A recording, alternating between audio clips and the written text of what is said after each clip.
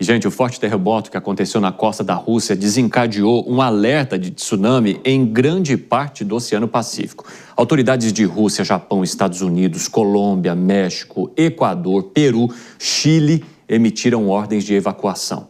Camila Ione está aqui conosco. Bem-vinda, boa noite para você, Camila. Que bom conversar contigo. E esse alerta precoce, ele é fundamental para que menos vidas sejam atingidas por qualquer consequência, né?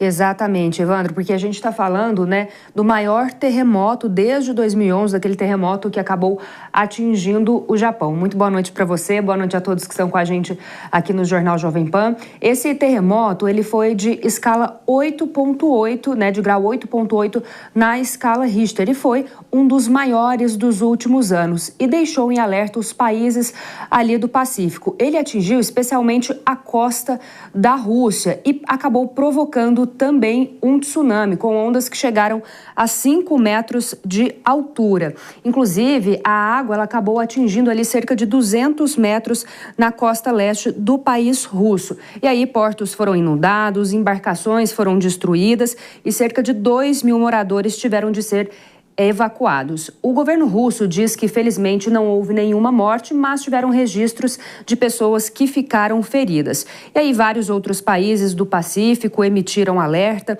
A Colômbia e o Equador também determinaram a evacuação das costas e interrupção dos serviços marítimos. Inclusive, a gente tem um mapinha aqui para mostrar exatamente onde foi esse terremoto, onde ele aconteceu. E olha só, Evandro, para a gente ter uma ideia, ele aconteceu a cerca de 125 quilômetros da costa da Rússia, bem ali no sul da Rússia. E ali é uma região que não é muito povoada. Então, isso é algo considerado até positivo, claro. E por isso não teve um impacto tão significativo com relação às vítimas, Não é um local que tem grandes edificações. Mais impactos ambientais do que, de fato, em habitantes, Exatamente, exatamente. Mas olha aí, ele acabou atingindo especialmente também, essas áreas aqui da Rússia, mas o pessoal aqui nos Estados Unidos também sentiram esses tremores. Então, foi algo realmente muito significativo, de uma força muito grande.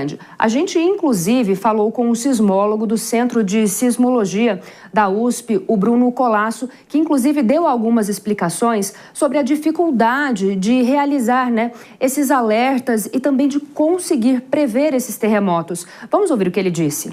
A gente está falando de profundidades imensas também, Então, por exemplo, os blocos de litosfera têm, em média, 150, 200 quilômetros de extensão, os blocos de litosfera. Então, a gente está falando de blocos imensos com 200 quilômetros de profundidade. O máximo que o ser humano já chegou foi 13 quilômetros, conseguindo fazer uma perfuração. Depois disso, aumenta muito a pressão e a temperatura, então os materiais começam a fundir, Então, é muito difícil essa penetração. Então, muitos cientistas acreditam, por exemplo, que nunca será possível prever os terremotos, porque a gente não consegue medir esses esforços.